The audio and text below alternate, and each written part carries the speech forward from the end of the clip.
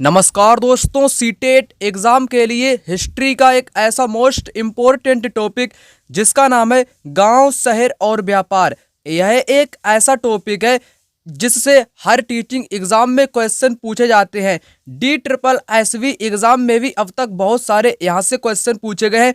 REET exam में भी इस टॉपिक से बहुत सारे क्वेश्चन पूछे गए हैं और BPSC TRE से भी एग्ज़ाम में बार बार क्वेश्चन आते हैं। सीटेट का कहना ही क्या कहना, सीटेट एग्ज़ाम में इस टॉपिक से 50 से ज़्यादा क्वेश्चन यहाँ से आ चुके हैं। इसलिए आज का यह वीडियो आप सभी लोगों के लिए मोस्ट इम्पोर्टेंट रहने वाला है। इस टॉपिक में हम लोग बात करेंगे व्यापार प्राचीन काल का कैसा होता था, और हम लोग बात करेंगे ग्राम भोजक कौन होता है, उसके बारे में भी एग्जाम में हर बार क्वेश्चन देखने को मिलता है। तो सबसे पहले आपको यहाँ पर क्वेश्चन ही दिखा देता हूँ किस टाइप से इस टॉपिक से अब तक के क्वेश्चन पूछे गए हैं।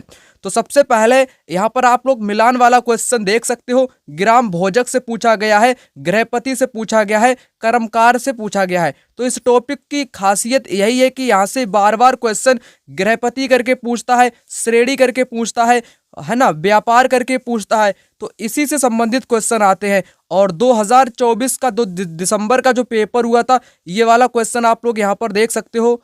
ठीक है ना, आप लोग देख सकते हो गृहपति से पूछा है, श्रेणी से पूछा है, अरिका मेड़ू से पूछा है। तो इन्हीं सब टॉपिक को इस वीडियो में कवर करने वाले हैं। ग्राम भोजक से हर बार एग्जाम में क्वेश्चन आता है। तो यहाँ पर कहना चाहूँगा यह टॉपिक एग्जाम के लिए मोस्ट इम्पोर्टेंट रहने वाला है। गृहपति के बारे में यहाँ पर बात करेंगे, है ना, और अरिका मेड़ू की भी यहाँ पर बात करेंगे, ग्राम भोजक की बात करेंगे, कुषाण शासकों की इस टॉपिक में दोस्तों बात करेंगे। तो यह टॉपिक एग्जाम के लिए आपके मोस्ट इम्पोर्टेंट रहने वाला है। अगर आप लोग इन नोट्स को खरीदना चाहते हो, आप लोग यहाँ पर देख सकते हो नोट्स, जो कि नोट्स में बात कर लूँ 2011 से अब तक के सारे PYQ आपको चैप्टर वाइज मिलने वाले हैं। अभी मैंने नोट्स पे डिस्काउंट कर दिया है। आपको मात्र नोट्स कितने में मिलने वाला है? 199 में नोट्स आपको मिलने वाला है। इसकी प्राइस बढ़ सकती है मार्च के शुरुआत में ही। 1 मार्च से इसकी प्राइस बढ़ने वाली है। तो अभी आपके पास टाइम है। मात्र 199 रुपये में आप लोग हिस्ट्री, ज्योग्राफी, पॉलिटी का कंप्लीट नोट्स खरीद सकते हो। नोट्स में सारी चीज़ें आपकी बताई जाएंगी, विधिवत अच्छे ढंग से यहाँ पर प्रस्तुत करने का प्रयास किया गया है। गृहपति के बारे में मोस्ट इंपोर्टेंट पॉइंट लिखे हुए हैं, ग्राम भोजक के बारे में यहाँ पर मोस्ट इंपोर्टेंट पॉइंट लिखे हुए हैं। यानी कि कंप्लीट नोट्स आपको मिलेगा हिस्ट्री, ज्योग्राफी, पॉलिटी का विद चैप्टर वाइज PYQ सभी वर्षों के। तो आते हैं इस टॉपिक पर। तो बात सबसे पहले यहाँ पर कर लेते हैं गांव, शहर और व्यापार की। गांव में क्या था, व्यापार कैसा था, शहर आखिरकार कैसे थे। तो सबसे पहले बात करेंगे लोहे के औजार और खेती। लोहे का प्रयोग तो आपके महाजनपद काल में ही हो चुका था, जैसे मैंने आपको मगध महाजनपद का बताया था। इस उपमहाद्वीप में लोहे का प्रयोग लगभग 3000 साल पहले हुआ। महापाषाण कब्रों में लोहे के औजार और हथियार बड़ी संख्या में मिले। करीब 2500 वर्ष पहले लोहे के औजारों के बढ़ते उपयोग का प्रमाण मिलता है। इनमें जंगलों को साफ करने के लिए कुल्हाड़ियां और जुताई के लिए हलों के फाल शामिल हैं। लोहे के फाल के इस्तेमाल से कृषि के उत्पादन में वृद्धि हुई थी, आपको पता होगा। तो जैसे जैसे दोस्तों कृषि उत्पादन बढ़ने लगा तो सिंचाई की भी व्यवस्था की गई। इस समय सिंचाई के लिए नहरें बनाई गई, कुएं खोदे गए, तालाब खोदे गए और कृत्रिम जलाशय भी बनाए गए थे। किसके लिए दोस्तों? सिंचाई करने के लिए। और ठीक है ना, रोपाई की जाने लगी थी और नए नए आपके औजार भी विकसित होने लगे थे। अब दोस्तों यहाँ पर आपको बताना चाहूँ, यहाँ पर मोस्ट इंपोर्टेंट जानकारी आपके सामने यहाँ पर दी गई है। गांव की अब मैं बात करूंगा, विलेज में कौन कौन रहता था, तो ये इंपॉर्टेंट आपके लिए रहेगा। इस उपमहाद्वीप के दक्षिणी तथा उत्तरी हिस्सों के अधिकांश गांव में कम से कम 3 तरह के लोग रहते थे। कितने तरह के लोग रहते थे भाई साहब? 3 तरह के लोग रहते थे। पहले तरह के लोग क्या था, दूसरे तरह के लोग क्या थे, तीसरे तरह के लोग क्या थे, उनके बारे में आपको बताना चाहूंगा। 3 तरह के लोगों के बारे में। तमिल क्षेत्र में बड़े भूस्वामियों को बेल्लला कहा जाता था। पहली बात क्लियर होनी चाहिए, बड़े भूस्वामियों को क्या बोला जाता था? बेल्लला बोला जाता था। साधारण हलवाओं को क्या बोला जाता था? उड़वार बोला जाता था। ऐसे व्यक्ति जिनके पास साधारण हल होते थे खेत जोतने के लिए, उनको उड़वार बोलते थे। वहीं भूमिहीन मजदूर, जिसके पास कतई भी भूमि का टुकड़ा नहीं है, वो है भूमिहीन मजदूर। ठीक है, उसको दास, कड़ेसियार और अधिमई भी बोला करते थे। तो इसके तीन नाम है, किसके, भूमिहीन मजदूर के, दास, कड़ेसियार और अधिमई बोला करते थे। ये कुल तीन प्रकार के लोग उस दौरान रहा करते थे उत्तरी हिस्सों के गांव में। तो इतनी जानकारी आपको बता दी। तीन जो बड़े वाले किसान थे उनको बेलला बोला जाता था, साधारण थे उनको उड़वार बोला जाता था, जो बिल्कुल ही गरीब थे, मजदूर थे, उनको दास, कड़ेसियार या अधिमई कहा जाता था। तो यहाँ से एग्जाम में बार बार क्वेश्चन आता है। जितना अभी आपको बताया उतना आपको कराता हूं। फिर तीन तरह के किसान आप लोग समझ चुके होंगे। तो क्वेश्चन यहाँ पर आपको दिखाना चाहूं, आप लोग यहाँ पर देख सकते हो। यहाँ पर जैसे लिखा है दास कर्मकार, तो ये कैसा था, ये दूसरों की खेती पर काम करने वाला व्यक्ति था। अभी ये सारे के सारे क्वेश्चन आपको कराऊंगा, ठीक है ना। मैं आपको यहाँ पर सिर्फ दिखाना चाहता हूँ क्वेश्चन। जैसे आप लोग देख सकते हो अधिमई यहाँ पर दिया गया है। अधिमई का मतलब भूमिहीन मजदूर। अभी मैंने आपको बताया तीन तरह के लोग रहते थे गांव में, ठीक है ना। अब आपको ग्राम भोजक के बारे में यहाँ पर बताने वाला हूँ। तो सबसे पहले आप लोग यहाँ पर ध्यानपूर्वक जानकारी को समझने का प्रयास करेंगे ग्राम भोजक के बारे में। किसके बारे में, ग्राम भोजक के बारे में। देश के उत्तरी हिस्से में गांव का प्रधान जो था वह ग्राम भोजक कहलाता था। अक्सर एक ही परिवार के लोग इस पद पर कई पीढ़ियों तक बने रहते थे, यानी कि ये वंशानुगत क्रम चलता रहता था। अगर पुत्र था तो उसका बेटा रहेगा, उसका बेटा रहेगा, ऐसा क्रम चलता रहता था ग्राम भोजक का, यानी यह पद आनुवांशिक था। ग्राम भोजक के पद पर आमतौर पर गांव का सबसे बड़ा भूस्वामी होता था। साधारणतः इसकी जमीन पर इनके दास और मजदूर काम किया करते थे। इसके अतिरिक्त प्रभावशाली होने के कारण ये कभी कभी पुलिस का भी काम करता था और कर भी वसूला करता था, ठीक है ना। प्रायः राजा भी कर वसूलने का काम इन्हें ही सौंपते थे। राजा जो था वो ग्राम भोजक से ही कर वसूला करता था, है ना, उसको ही अधिकार देता था। ये न्यायाधीश का और कभी कभी पुलिस का भी काम करते थे। तो ये मैंने आपको बात किसकी बताई दोस्तों, ग्राम भोजक के बारे में आपको बताई। अब बात कर लूं यहाँ पर गृहपति की। किसकी, गृहपति। यह एक स्वतंत्र कृषक होता है गृहपति। इनमें ज्यादातर छोटे किसान ही होते हैं। इसके अतिरिक्त कुछ ऐसे स्त्री पुरुष थे जिनके पास अपनी जमीन नहीं थी। इनमें दास कर्मकार आते हैं जिन्हें दूसरों की जमीन पर अपनी जीविका चलानी पड़ती थी, यानी कि दूसरों के खेतों में काम करते थे। दास कर्मकार जिनको बोला जाता था। अभी आपको मैंने बताया गृहपति क्या है दोस्तों, स्वतंत्र किसान था, मध्यम वर्ग वाला किसान था, ठीक है ना। और गांव में और तरीके के लोग भी रहते थे। लोहार भी रहता था, कुम्हार भी रहता था, बढ़ई भी रहता था, बुनकर भी रहता था, और ये कई तरह के शिल्पकार भी इसमें शामिल थे। जैसे लोहार व्यक्ति लोहा को पीटता है, उससे निर्मित चीजों को बनाता है। कुम्हार घड़ा वगैरह बनाता है। बढ़ई लकड़ी का काम करता है, गेट वगैरह बनाता है, आपको पता होगा। बुनकर कपड़े बुनता है। तो इतनी जानकारी अभी तक मैंने आपको बताई। यहाँ से भी एग्जाम में बार बार क्वेश्चन आए हुए हैं। आप लोगों को यहाँ पर कराता हूँ क्वेश्चन। अब मैंने आपको ये सारी जानकारी बता दी, ग्राम भोजक भी अभी आपको बताया। अब आप लोग कहोगे ग्राम भोजक क्या था दोस्तों, ग्राम भोजक भूस्वामी था, ग्राम प्रमुख था, बड़ा किसान था। और गृहपति ये एक स्वतंत्र कृषक था। गृहपति कौन था, स्वतंत्र कृषक था। दास कर्मकार ये दूसरों की जमीन पर काम करते थे। तो इस तरीके से यहाँ पर मिलान आपका हो जाएगा दोस्तों, है ना। इस प्रकार से इस क्वेश्चन का यहाँ पर आपका मिलान हो जाएगा।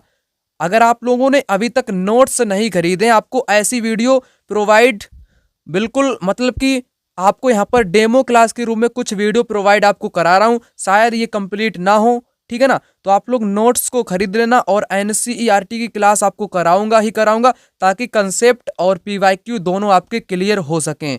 फीस आपको पता होगी 199 मैंने यहाँ पर कर दी है, जो कि मार्च में बढ़ सकती है, इसलिए पहले ही मैंने आपको अवगत करा दिया है। यहाँ पर आप लोग देख सकते हो गृहपति के बारे में पूछा गया। ये कैसा, ये स्वतंत्र कृषक है, यानी कि डी का होना चाहिए यहाँ पर थर्ड के साथ। डी का थर्ड किसमें है दोस्तों, डी का थर्ड आपके पहले में दिया गया है। मतलब अभी आपको ये सारी जानकारी बताऊंगा तब आप लोग समझ लेना, क्योंकि गृहपति यहाँ से पूछा है। और अगला क्वेश्चन इसी वर्ष का ये क्वेश्चन है, दिसंबर वाली परीक्षा का। आप लोग देख सकते हो गृहपति क्या है दोस्तों, स्वतंत्र कृषक का मिलान हो जाएगा। अधिमई क्या है दोस्तों, भूमिहीन किसान को अधिमई बोलते हैं। अगर आपको 2 से 3 का मिलान आ जाए तो आप लोग क्वेश्चन को पूरा का पूरा कर लोगे। तो इस प्रकार से क्वेश्चन पूछे गए हैं। अब ग्राम भोजक के बारे में भी यहाँ पर सत्य नहीं वाला पूछा गया है। ग्राम भोजक के बारे में अभी आपको मैंने सारा का सारा बताया है। राजा ने कभी इसका उपयोग कर वसूलने के लिए नहीं किया। राजा इसको ही कर वसूलने का अधिकार देता था। ये बात गलत है, यानी कि सत्य नहीं है। तीसरी बात, ये बड़ा जमींदार था, सही बात है, उसका पद वंशानुगत था, उसका बेटा है ना क्रम में चलता रहता था। आमतौर पर उसके पास जमीन बहुत सारी थी और भाड़े पर श्रमिक और नौकर रखा करता था। ये बात भी सही है, तीसरी सही नहीं है। आगे क्वेश्चन यहाँ पर भी ग्राम भोजक के बारे में यहाँ पर दिया गया, आप लोग देख सकते हो, नहीं वाला पूछा था तो 4 वाला नहीं है। ये न्यायाधीश और पुलिस का भी काम करते थे, यहाँ पर लिखा नहीं करते थे। अभी आपको बताया ये पुलिस का भी काम करते थे। तो ग्राम भोजक के बारे में आप लोग देख सकते हो, ठीक है ना। और बेल्लार के बारे में आपको बताया था, उड़वार, अदमई, इन सब के बारे में आपको बताया था, ठीक है ना। तो वेल्लार एक बड़ा भूस्वामी था, वेल्लार का मिलान हो जाएगा बड़े भूस्वामी के साथ।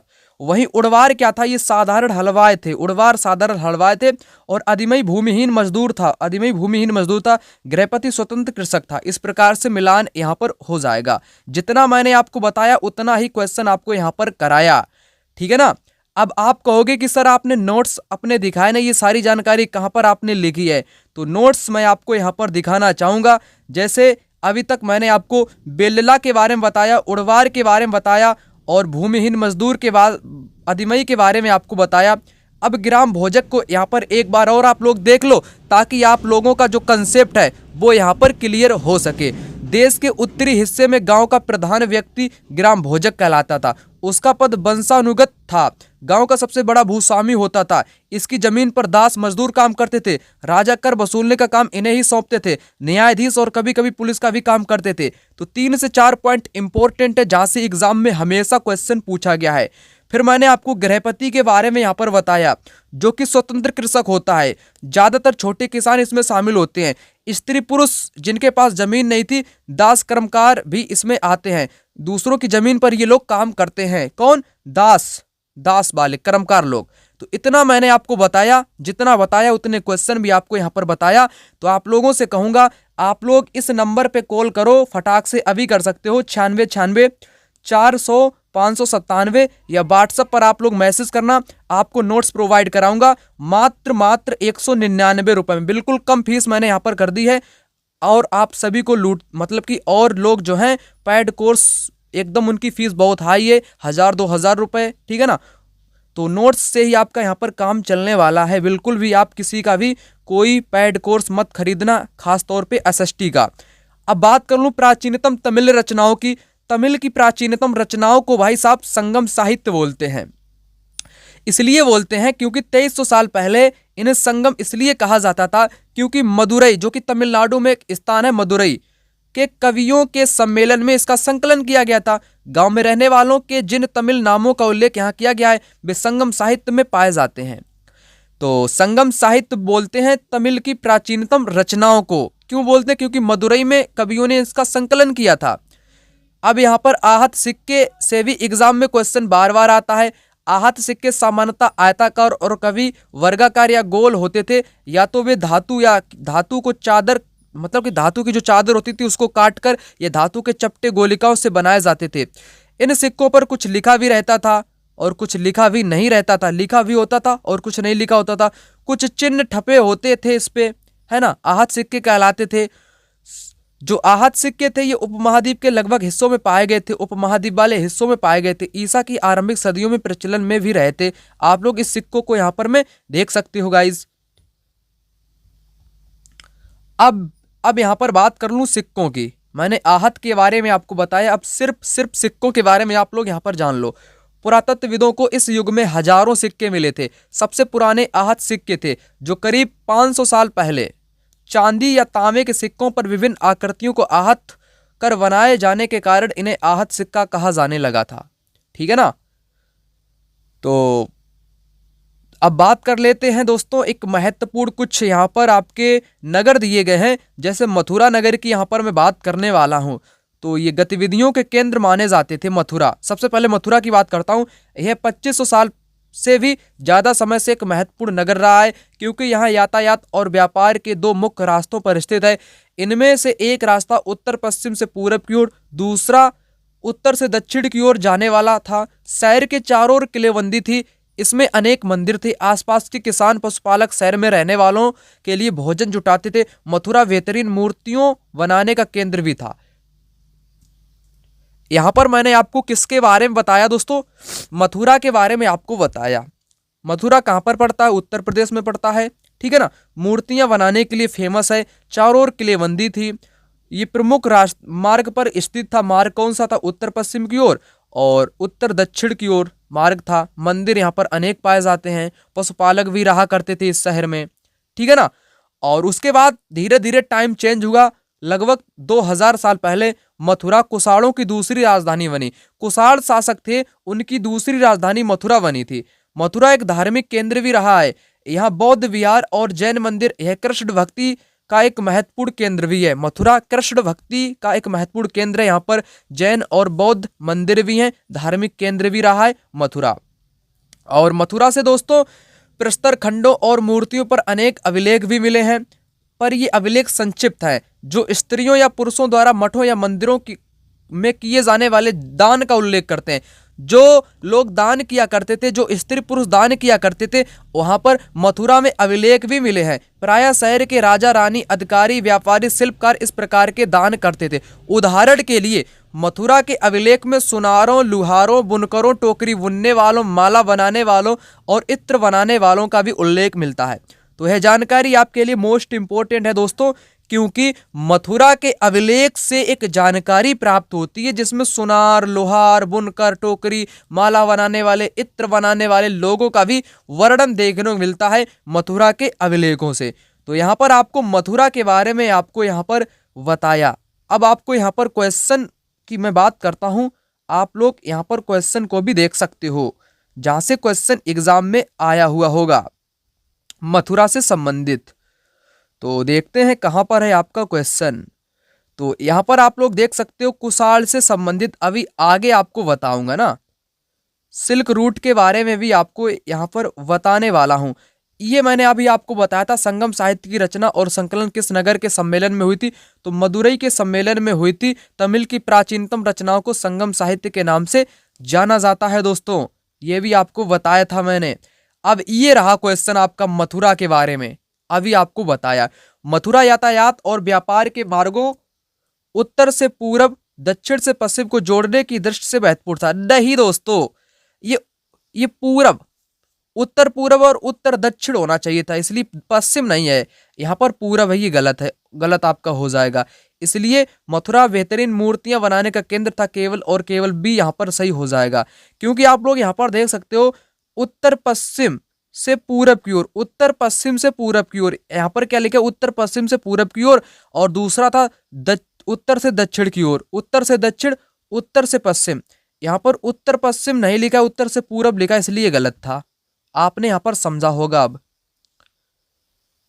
और ये भी क्वेश्चन आपको वेल्लार वाला बताया ही था मैंने। भूस्वामी, जो बड़े भूस्वामी थे तमिल क्षेत्र के, उनको वेल्लार बोलते थे। और उड़वार किसको बोलते थे? जो गरीब थे बिल्कुल, जो साधारण हलवाई थे। कड़ेसियार अधिमई, ये मजदूर थे आपके, क्या थे? ये मजदूर थे। अब यहाँ पर दोस्तों बात करूंगा मैं शिल्प तथा शिल्पकार की, है ना। शिल्प और शिल्पकार की, यहाँ से भी एग्जाम में बार बार क्वेश्चन आता है। तो देखो दोस्तों, आप लोग पुरा स्थलों से शिल्पों के नमूने भी मिले हैं इतिहासकारों को।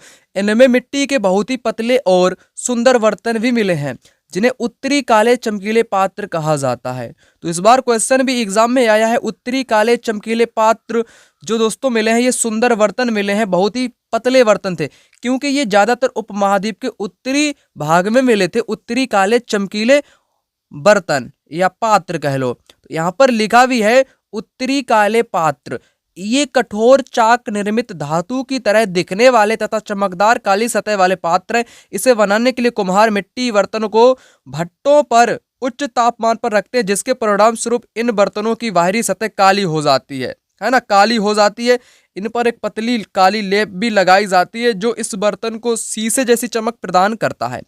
तो ये काले बर्तन की मैंने यहाँ पर दोस्तों बात करी। यहाँ से एग्जाम में क्वेश्चन आया हुआ है। क्वेश्चन अभी आपको कराऊंगा, तब आप लोग जान सकोगे, ठीक है ना। कपड़ों का उत्पादन भी बहुत महत्वपूर्ण था। उत्तर में वाराणसी, दक्षिण में मदुरई इसके प्रसिद्ध केंद्र थे।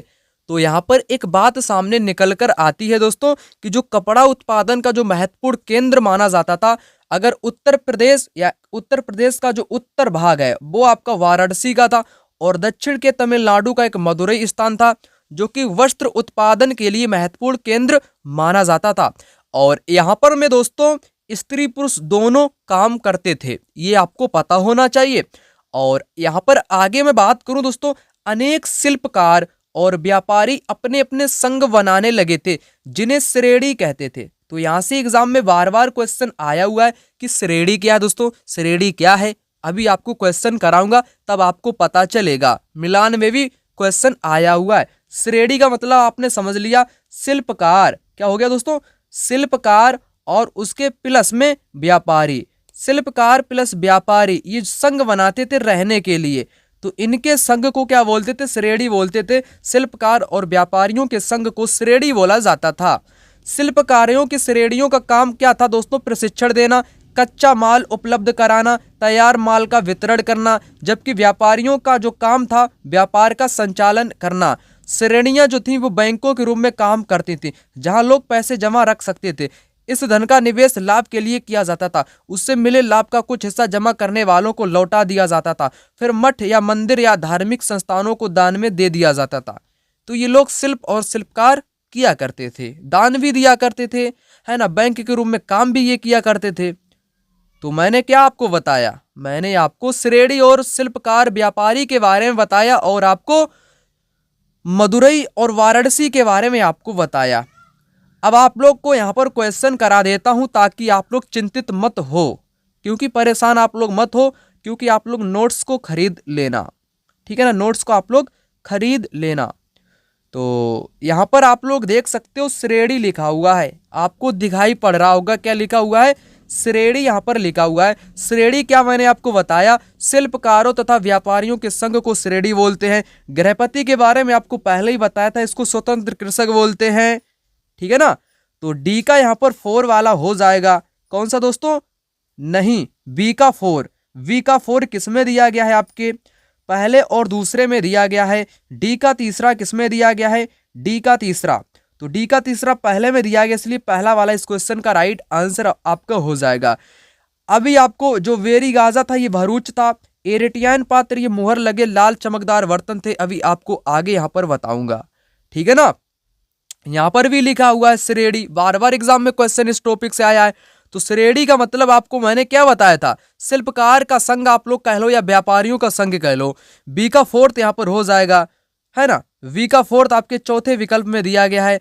अरिकामेडु एक पतन था, तटीय निवास था, अभी आगे आपको बताऊंगा। अधिमई कौन था, भूमिहीन मजदूर था। गृहपति कौन था, स्वतंत्र कृषक था। श्रेणी से आपको बताया मैंने यहाँ पर, ठीक है ना। तो और आप लोग यहाँ पर क्वेश्चन देख सकते हो, इस बार दिसंबर 2024 का क्वेश्चन आप लोग यहाँ पर देख सकते हो। आहत सिक्कों के बारे में आपको बताया था, ठीक है ना, आहत सिक्के। उत्तरी काले चमकीले पात्र के बारे में अभी आपको बताया, है ना, ये मिट्टी के बहुत ही पतले और सुंदर बर्तन थे। तो बी का यहाँ पर 3rd हो जाएगा। वी का दोस्तों क्या हो जाएगा, वी का यहाँ पर 3rd हो जाएगा। गाइस ध्यान से आप लोग यहाँ पर समझ लेना जितना आपको बताया, है ना। आहत सिक्के क्या थे, तो आहत सिक्के जो थे डाई के प्रयोग से चिन्हों की मुहर लगे हुए थे, यानी कि ठप्पे लगे हुए थे इन पर पे, ठीक है ना। और दोस्तों एरेटियन वेयर का था, ये मुहर लगे चमकदार बर्तन थे, आगे आपको बताऊंगा। एम्फोरा एक लंबा दोहरा हत्ते वाला एक पात्र था, सरकंडे वाला, है ना। अभी इनके बारे में आगे आपको बताऊंगा, मैंने सिर्फ आपको क्वेश्चन दिखाने के लिए यहाँ पर बताया है, ठीक है ना। तो चलिए अब आगे की महत्वपूर्ण बातों को यहाँ पर मैं जान लेते हैं। अब यहाँ पर आपका आ चुका है, क्या आ चुका है दोस्तों, यहाँ पर आ चुका है अरिकामेडु, जो कि तमिलनाडु में है। आप नहीं, तमिलनाडु में नहीं, ये पुदुचेरी में है, जिसको तटीय निवास भी बोला जाता है, ठीक है ना, अरिकामेडु। तो पुदुचेरी में है। 2200 से 1900 साल पहले अरिकामेडु पतन था।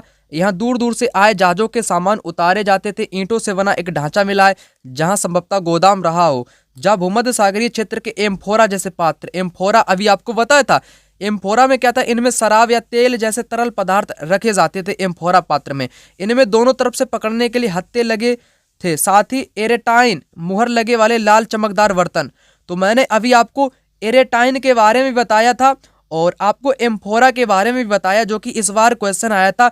एरेटाइन क्या था दोस्तों, ये लाल चमकदार बर्तन था, और वहीं एम्फोरा क्या था, ये दोनों तरफ हाथ से पकड़ने वाला हत्थे लगा एक बर्तन था जिसमें शराब या तेल रखा जा सके, ठीक है ना। दोनों चीजें आपने यहाँ पर समझ ली, एरेटाइन और एम्फोरा, ठीक है ना। इटली के शहर में नाम एरेटाइन के नाम से यहाँ पर पड़ा। इसे मुहर लगे सांचे पर गीली चिकनी मिट्टी को दबा करके बनाया जाता था। इरेटाइन और एम्फोरा वाला क्वेश्चन आपको मैंने दिखाया था, फिर आप लोग देख लो एक बार और यहाँ पर देख लो, जो कि दिसंबर 2024 का ही पेपर में पूछा गया था, पिछले जो आपका एग्जाम हुआ था। तो यहाँ पर एम्फोरा भी लिखा, इरेटियन पत्थर भी लिखा हुआ है। तो एम्फोरा मैंने आपको क्या बताया दोस्तों, तो यह एक लंबा दोहरे हत्थे वाला पात्र था जिसको दोनों तरफ से हाथ से पकड़ सकते थे, जिसमें शराब या तेल वगैरह तरल पदार्थ रखा जा सके, ठीक है ना।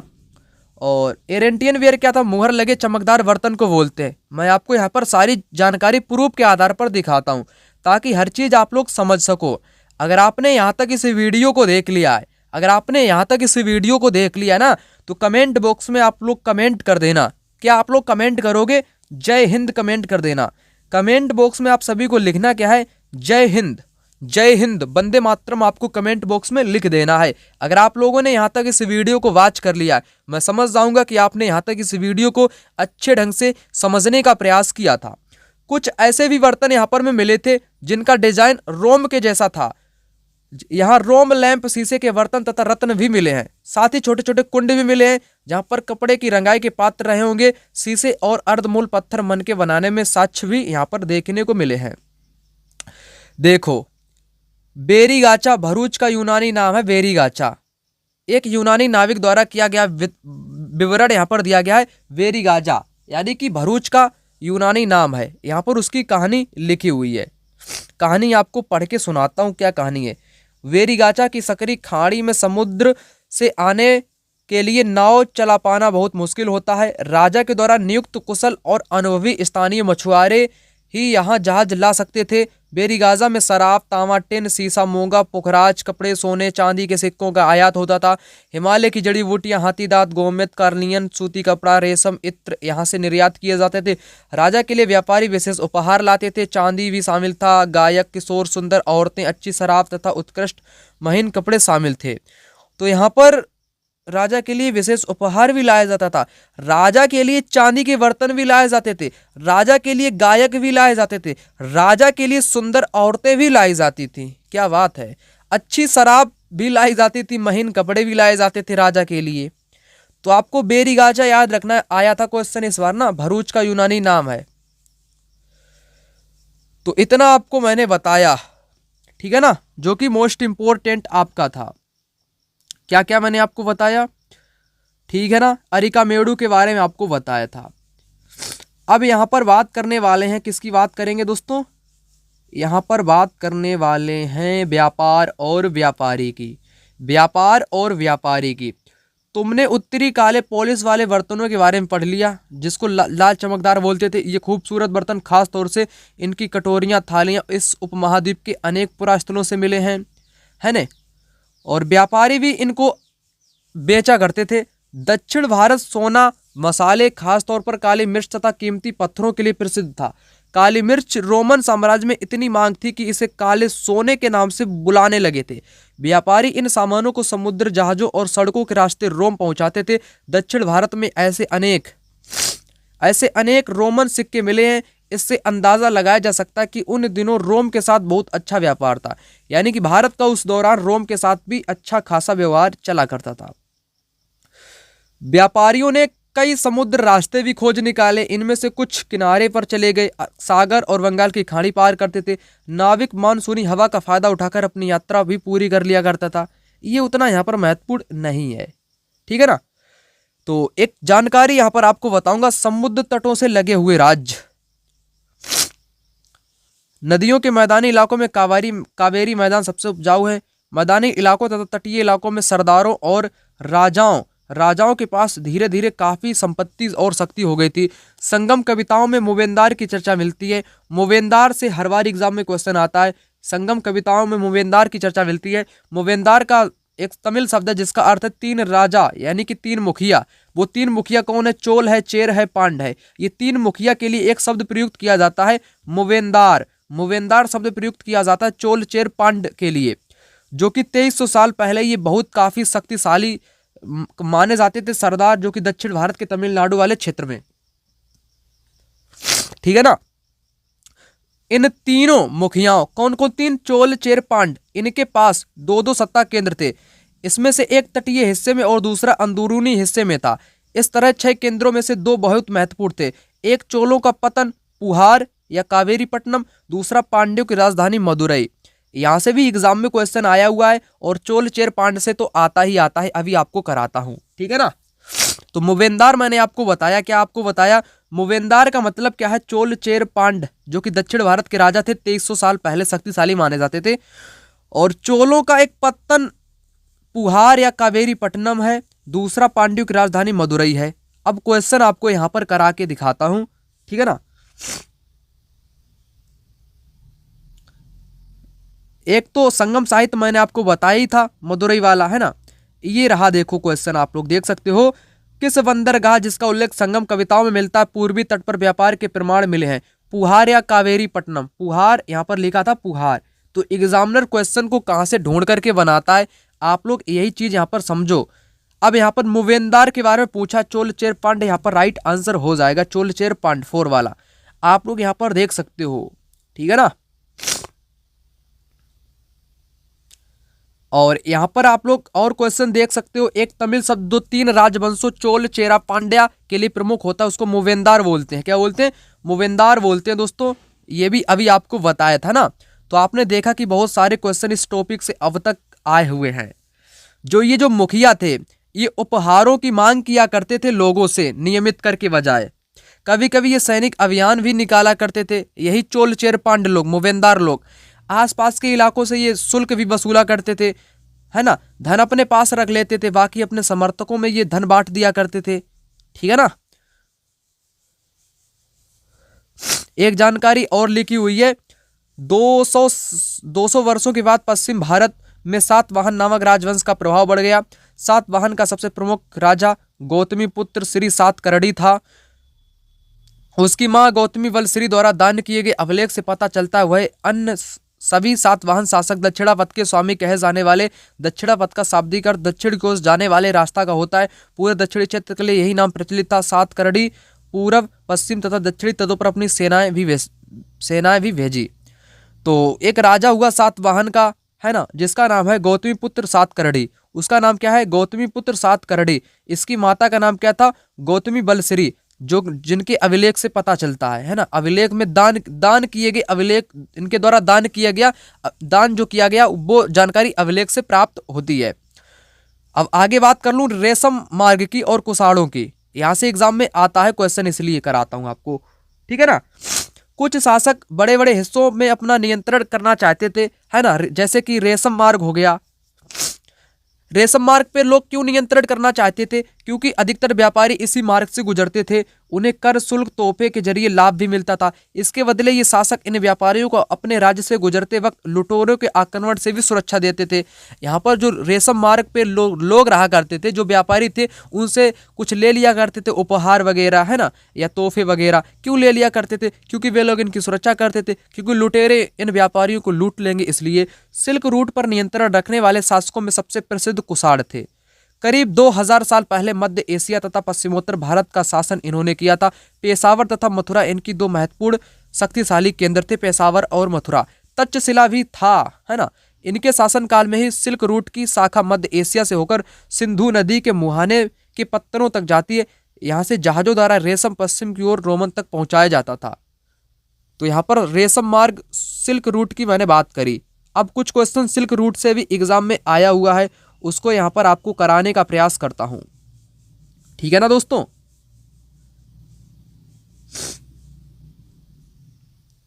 दोस्तों ये रहा क्वेश्चन आपका, सिल्क रूट पर नियंत्रण रखने वाले शासकों में कुषाण प्रसिद्ध थे। तो पहला स्टेटमेंट यहां पर कैसा हो जाएगा, सही हो जाएगा। कुषाणों ने मध्य एशिया पश्चिमोत्तर भारत पर शासन किया। अब सबसे पहले सोने के सिक्के जारी किए थे, है ना, ये भी सही हो जाएगा। तो दोनों यहाँ पर आपके सही हैं और सही व्याख्या भी करते हैं। और ये भी कुषाण से संबंधित क्वेश्चन। कुषाण ने निम्नलिखित शक्तिशाली केंद्रों में शासन किया। पेशावर और मथुरा में शासन किया था, आपको मैंने बताया था। तो चैप्टर आपका हो जाता है यहाँ पर खत्म, ठीक है ना। चैप्टर हो जाता है आपका यहाँ पर खत्म। जितना मैंने आपको बताया वो सारी जानकारी आपको नोट्स में मिल जाएगी। नोट्स में अच्छे ढंग से प्रस्तुत की गई। एम्फोरा पात्र के बारे में आपको बताया, एरेटियाइन पात्र के बारे में आपको यहाँ पर बताया। फिर मैंने उसके बाद आपको मूवेंदार के बारे में बताया, चोल चेर पांड्य के बारे में आपको बताया। है ना। गौतमी पुत्र सातकर्णी के बारे में, कुशाण शासक के बारे में बताया, पेशावर और मथुरा शक्तिशाली केंद्र हुआ करते थे, ग्राम भोजक के बारे में बताया, तमिल रचनाओं के बारे में बताया, है ना। तो चैप्टर आपका होता है यहाँ पर खत्म। नोट्स आप लोग अवश्य रूप से खरीद लेना। नंबर मैंने आपको बताया 9696400597। इस नंबर पे आप लोग व्हाट्सएप पर मैसेज करना या व्हाट्सएप पर कॉल करना, मैं आपसे खुद बात करूंगा। आप लोग नोट्स को फटाक से ले लेना क्योंकि आपके पास टाइम बिल्कुल कम है। बाद में यहाँ पर मैसेज में पढ़ नहीं पाऊंगा, आपको दिक्कत होगी, इसलिए मैंने आपको अवगत करा दिया। मात्र 199 रुपये में आपको मिलेगा। मिलता हूँ दूसरी वीडियो में, तब तक के लिए जय हिंद दोस्तों, वंदे मातरम।